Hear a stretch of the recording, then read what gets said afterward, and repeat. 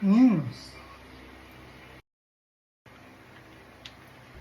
Ito yung 1 kilo ng macaroni, sibuyas,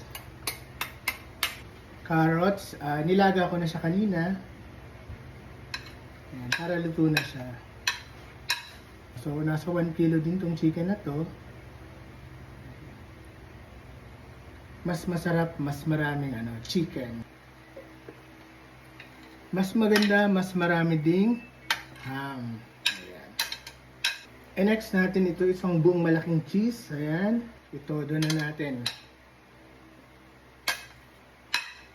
Pineapple tidbits. Natin isang bote ng ganitong pickles. Damihan natin. Raisins. Haluin muna natin yan. Ayan. Kapag nahalo na natin, maglagay na tayo ng salt, pepper.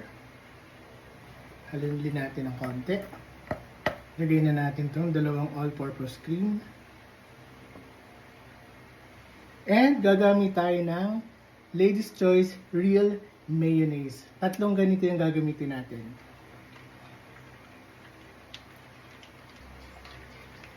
Condensed milk. Optional na cheese sa ibabaw.